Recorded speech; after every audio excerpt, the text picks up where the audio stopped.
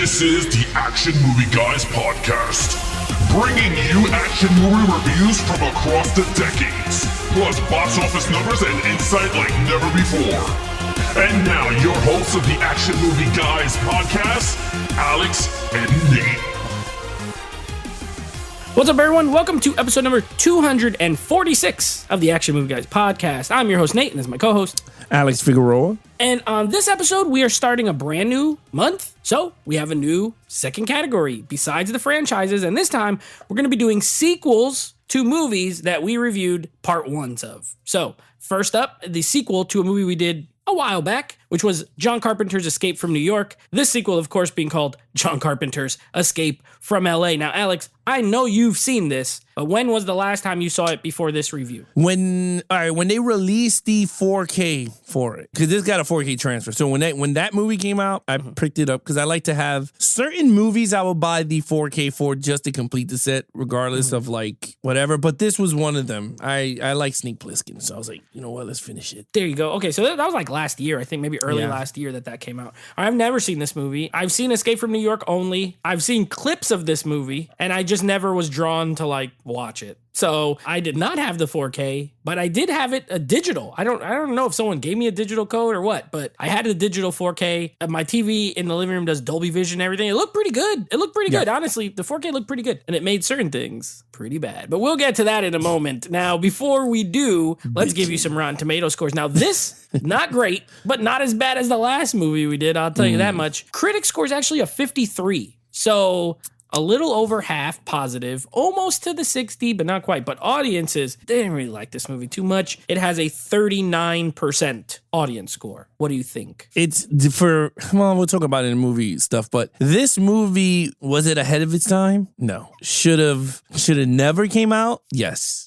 I think what happened is I think what happened is that I think they waited way too long for the sequel, and it reflected on the Rotten Tomato scores. I'm gonna be honestly, those are low numbers especially for a character that's cult classic Snake Plissken. So yeah, you're right. I do think it's, and I'm just looking up when did Escape from New York come out? 81. So this movie was 15 years later. Yeah, 15 years. Okay, well. That being said, let's hear it. You get to go first. So, no, not this one. Not this one. Oh, you want me to go first? Since you never seen it before, I'll let you take the reins on this one. Wow. We're doing and let you go.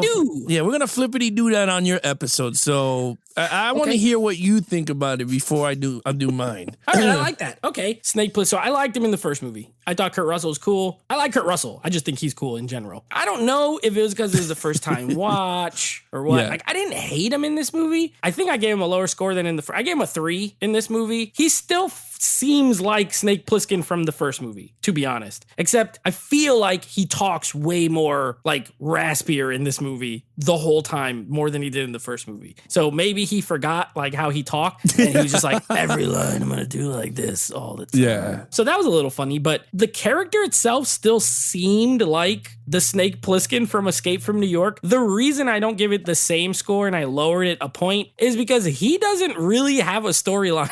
Like, he doesn't really have a storyline in this movie. He just shows up, they get him, they just go get him, right?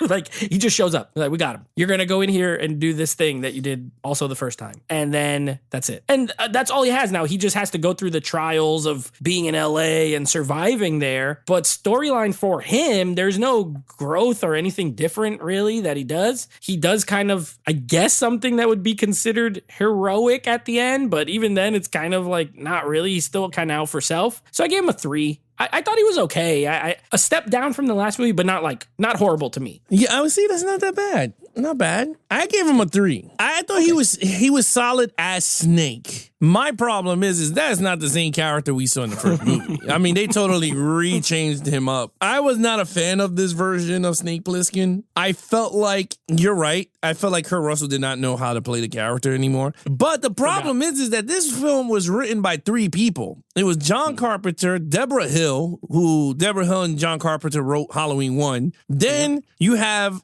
Kurt Russell writing the script. So I'm like, okay, so the lead character is helping out. How does that work? If it's the character's not even as good.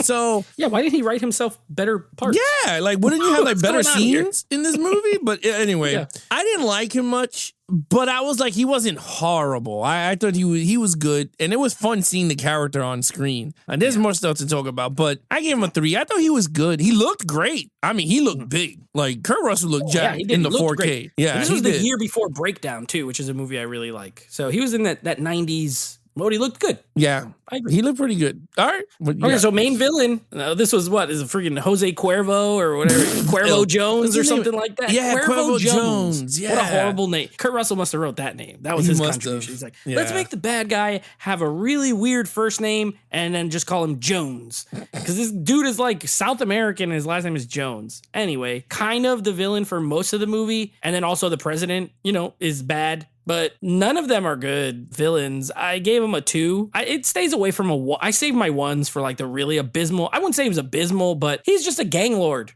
This is like almost exactly like Escape from New York. Like it is almost the same. And the reason why I really wasn't going to go higher than a 2 is because one of the things he makes Kurt Russell do to survive is play basketball. And if you know me, I hate basketball scenes in movies that are not basketball movies. So unless it's like, I don't know, I Love You, Chuck and Larry, where they're playing a basketball game for like jokes, or like Along Came Polly, that's okay. But when you have these movies that are like R-rated sci-fi action movies and they're playing basketball, this one, Alien Resurrection, there's a couple other ones, like don't play basketball. And sure enough, he's like, you got to make 10 points with a 10-second shot clock, alternating baskets. And this man, Snake Plissken, is Steph Curry because he makes a layup and then a little jumper and then a half-court shot and then a full-court shot all in a row, doesn't miss. And I'm like, no way, this is stupid. So anyway, the Cuervo Jones makes him play basketball and then he doesn't really do much. Steve Buscemi is like a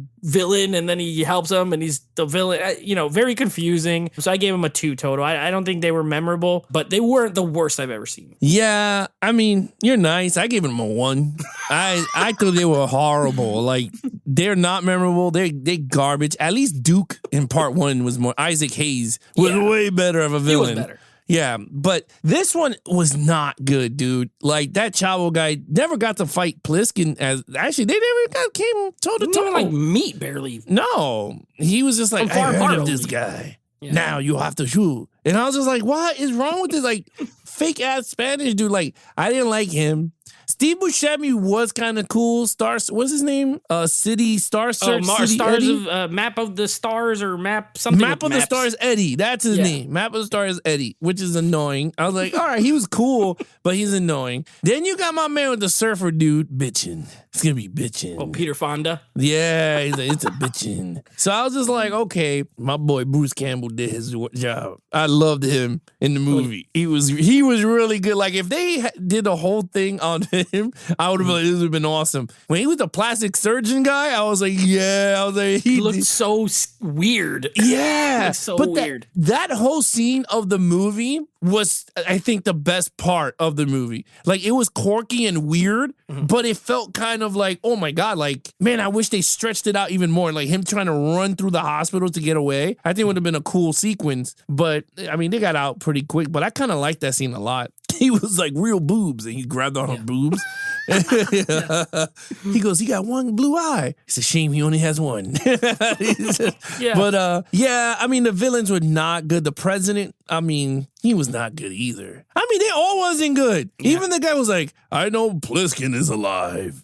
How do you know? Oh, yeah. Look at him. He's on the treadmill. Yeah. Stacey Keach, the other, like, the main, like, not henchman, but like the guy from The President who was like the next one down. Yeah. Yeah. He was garbage. Anyway, I gave it a 1. Okay. Now, action. Again, there's action in this. Similar to Batman and Robin, there is action. But the stuff that happens is so very stupid. So you have the aforementioned basketball scene, which is played like an action scene because you have the clock ticking down and you gotta like hurry up or he's gonna get shot and killed. Then you have shootouts with the little Asian mafia gang kids who are like 12, like they're 12-year-old Asian gang and they got machine guns and stuff. You got the little the little hospital break, that scene for Russell. Then you got the surfing scene. This is horrible. I don't know, first of all, it's CG, and this is like 1996 CG, so it's bad. is very bad. And you have him and Peter Fonda. Even the way they start surfing is like, that does not how that works. Like, they're just like on the floor and it picks them up and they're on top of the wave. They're riding the wave. And then he jumps onto the car and I'm like, oh my God, this looks horrible. And then you also had that part with the submarine at the beginning with the shark, like the CGI shark under the water. Oh, and it goes past Universal Studios and stuff.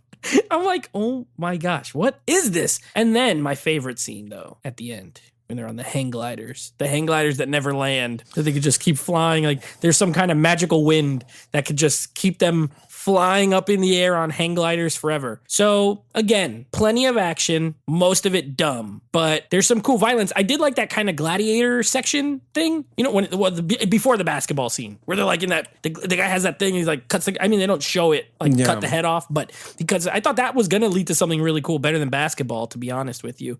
I gave it a 2. I can't, like, there's a lot, but it's just a lot of really weird ideas and corny, but at least it's R-rated and it hits pretty hard. I also didn't think that lady was going to get shot. That caught me off guard, where she follows him. She lived through all that and then follows him. Is like, yeah, shot. She's dead. And I'm quick. like, what the heck? So I gave it a 2. All right. When it comes to action, I'll be nice on this one. I gave it a 2. But I wanted to give it a 1, but I gave it a 2. I agree. I mean, the basketball scene was just atrocious, but the surfing was really bad. Oh, it was really bad. It was really bad. Peter Fonda is no bueno. But then the submarine in the beginning is atrocious. It looked like one of those roller coaster VR games that you pay for like $5 at a carnival. Because in 2001. Yeah, it looked really bad. Oh man, what? I'm trying to look for other scenes that I'm trying to say is good. Like the hang gliders? That was okay. That looked really bad. Especially they never when land. Like, how do they keep flying? Well, he kept flying. He just kept shooting the machine gun holding one hand, and he's like. They had the helicopter part. That was okay. That was okay. That was all right. But yeah, that's pretty much it. That's what I'm saying. It was like, some of it was all right, so I can't give it a 1. Oh, the scene where he gave the tape when they were all going to shoot him. And he had the virtual reality. At the end? Yeah, he had the Total Recall watch. That's right. He hologrammed himself over from another part of the field. For 8 minutes. Yeah. I was like, okay, that looked pretty cool. That was actually pretty cool. But yeah, I gave it a 2. I agree. It was decent. All right.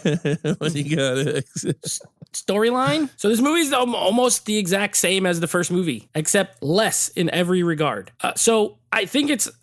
Again, I don't think it's like the worst storyline I ever saw, but it is just a retread of Escape from New York, except in LA. You know what I mean? So it was like, it just felt like a cheap imitation, sort of. That being said, the premise is solid. Like, there's a reason why Escape from New York is like kind of the cult classic that it is, because it is kind of a cool storyline. You got this place, it's like a prison, send this guy in to get this person, do this job. Same thing here. They sent him in to get the president's daughter and to get this like thing.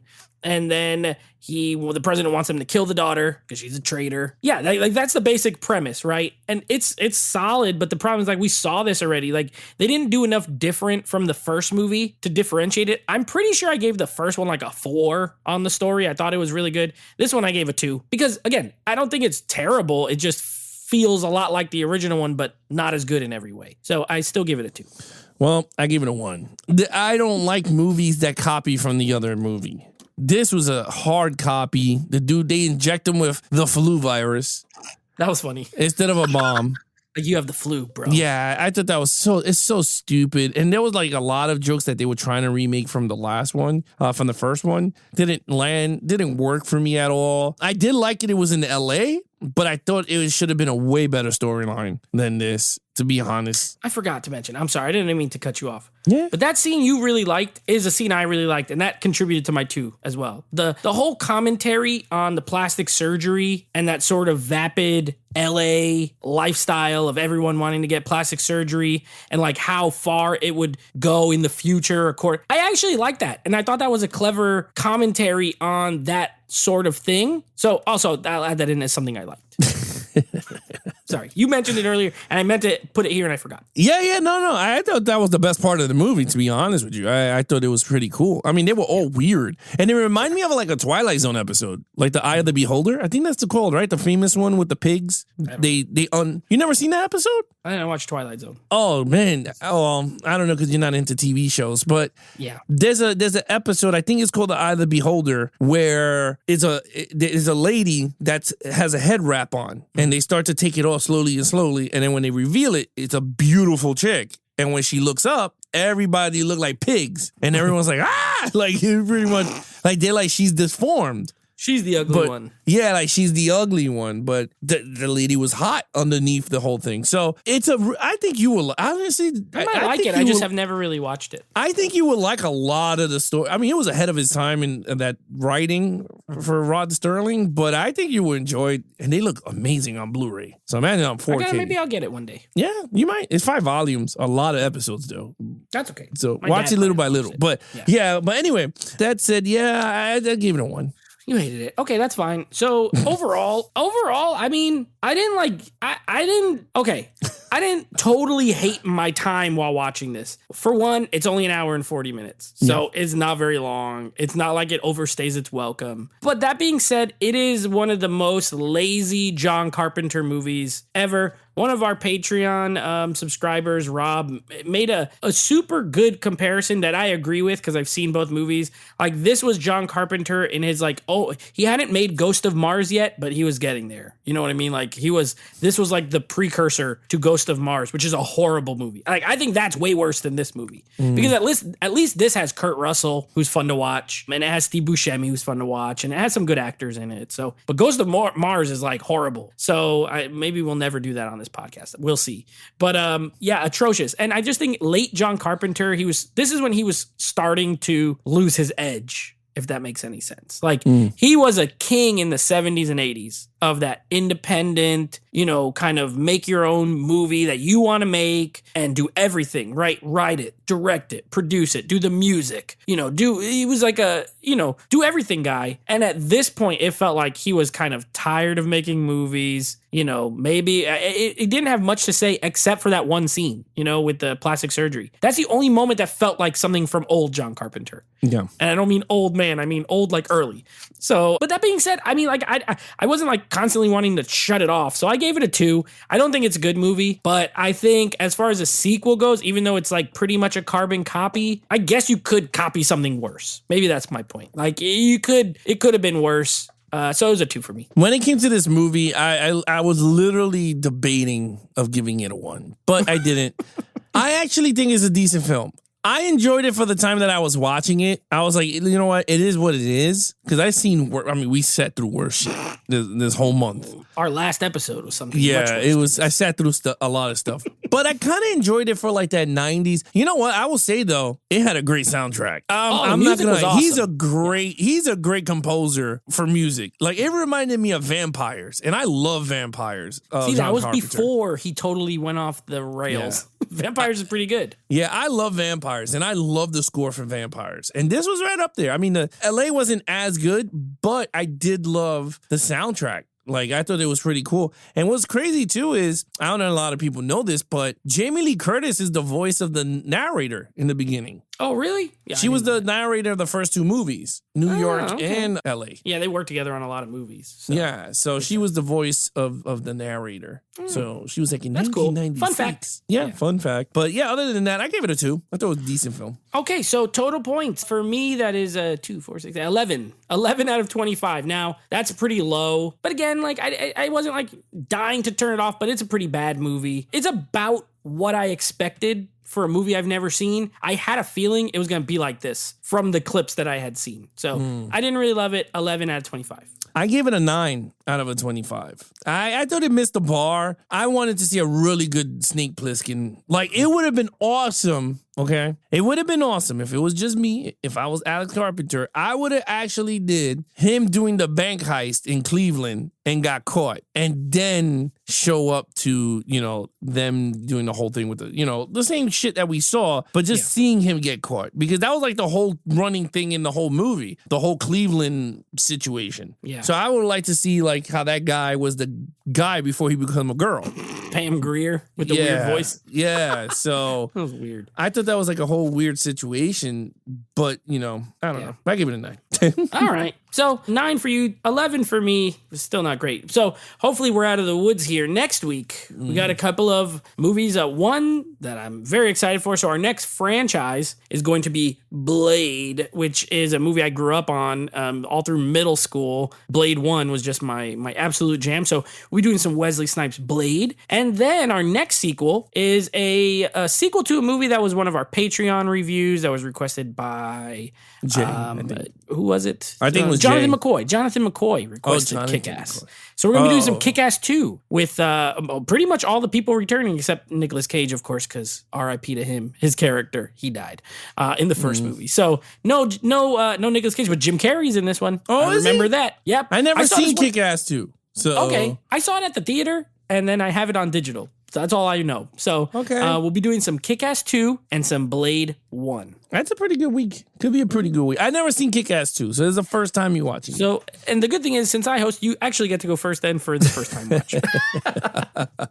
All right, guys, if you guys want to follow us in our social media accounts, please follow Nate over on Instagram at Netflix Reviews. Check out the podcast with him and his friend called Netflix Movie Reviews. Anything Action Movie Guys related, head over to Instagram at Action Movie Guys Podcast, or head over to youtube.com/Geeks and Flicks for the video version of the podcast. So within a month or so, the website should be up and running, so you guys can get your merch. You guys could check out all the podcast episodes in one nice in a nice place to check it out in, and more stuff coming down the pipeline. You get to get the news and stuff like that. But other than that, he is your host, Nate from Netflix Reviews. I'm his co-host Alex Figueroa. Be awesome to each other and geek out.